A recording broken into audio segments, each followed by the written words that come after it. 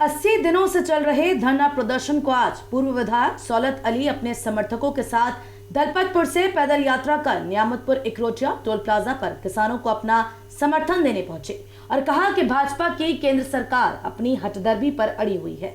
ये देश के अन्नदाता की आवाज को दबाने में लगी हुई है। इससे पहले जो सरकारें रहीं, उन सरकारों ने पूंजीपतियों को जेल भेजा था। जब से केंद्र में भाजपा सरकार आई है, तब से पूंजीपति इस सरकार में लंबे घोटाले कर विदेश भाग रहे हैं। तो वहीं दूसरी ओर किसानों के धरना प्रदर्शन में पहुंची पूनम पंडित ने बोलते हुए कहा कि यह सरकार पढ़े लिखे नौजवानों को नौकरी देने के बजाय उनसे पकौड़े तलने को कह रही है। आज का नौजवान बेरोजगार घूम रहा है। आज के समय में गरीब की रीढ़ की हड्डी टूट चुकी है। इस सरकार ने इतनी महंगाई कर दी कि गरीब जनता अपने परिवार का पालन पोषण करने में असमर्थ है। डीजल, पेट्रोल, रसोई गैस, खाने की सामग्री के भाव आसमान छू रहे हैं। जनता इन्हें अब विधानसभा चुनाव में एक डोज लगाएगी और दूसरी डोज 2024 के चुनाव में लगाएगी। तब जाकर इस भाजपा सरकार को जनता अपने मत की ताकत दिखाएगी। अगर यह भाजपा सरकार इन 3 काले कृषि कानूनों को वापस नहीं लेती तो किसान पूरे उत्तर प्रदेश में जगह जगह जाकर भाजपा प्रत्याशियों को हराने का काम करेंगे। देखिए, यहाँ पे हमारे किसान यूनियन की तरफ से हमारे किसान भाई लगभग 3 महीने से धरने पर बैठे हुए हैं। क्षेत्र में एक सुखबगाहट थी, लोग चाहते थे उनका साथ देना, उनका सहयोग करना, आना, लेकिन नहीं निकल पा रहे थे, नहीं आ पा रहे थे। मैंने तो सिर्फ इतना किया है कि उन सबको इकट्ठा किया है और उनसे कहा है कि चलो किसान भाइयों का समर्थन करके आए। हम लोग पैदल वहाँ से ब्लॉक कार्यालय से चल करके आए हैं।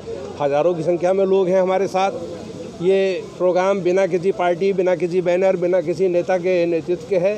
किसान भाइयों का प्रोग्राम है सिर्फ, और हर जाति बिरादरी के इसमें किसान भाई शामिल हैं। हम सब इकट्ठे होकर के इन किसान भाइयों का, किसान इनका जो यहाँ पर धरने पर बैठे हैं, समर्थन करने के लिए आए हैं। और हमारी मांगें सिर्फ ये हैं कि जो 3 काले कृषि विधेयक बनाए हैं इन्होंने सरकार ने, केंद्र सरकार ने, उनको तुरंत वापस लेइए।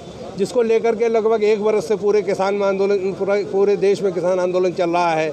1 साल होने जा रहा है, लेकिन इस सरकार, मेरी सरकार के कान पे जूं नहीं रेंग रही। हमारा भी यही कहना है कि इन तीनों विधेयकों को ये सरकार वापस ले तुरंत, और इसके साथ साथ गन्ने का भुगतान रुका पड़ा है उसे अदा करे, किसानों के बिजली के बिल माफ़ करे।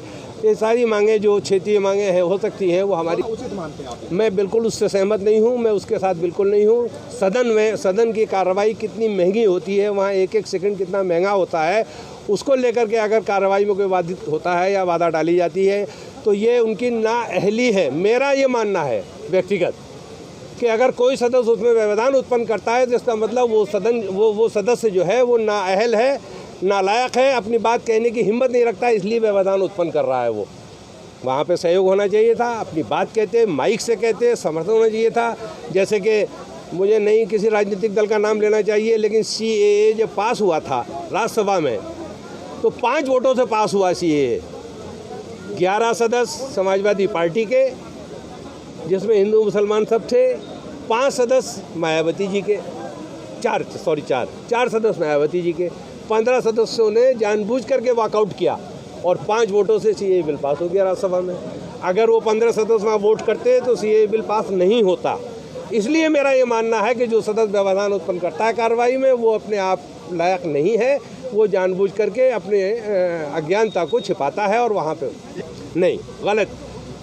किसान भाई विपक्ष में भी हैं, सत्ता पक्ष में भी हैं। सत्ता पक्ष के भी बहुत सारे ऐसे MLA और MP हैं जो पार्टी के उससे मजबूर तो हैं नीतियों से, लेकिन चाहते हैं कि इस आंदोलन का समर्थन करें, और गाहे बगाहे आगे पीछे चोरी छिपे वो अपना समर्थन दे भी रहे हैं। ये सबकी लड़ाई है, पूरे देश के किसान भाइयों की लड़ाई है।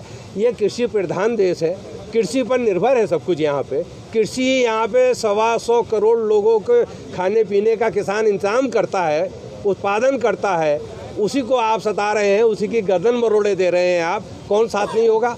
सत्ता पक्ष भी साथ होगा, विपक्ष भी साथ होगा। ये सबकी मिल की लड़ाई है, मिलजुल के लड़ी जानी चाहिए।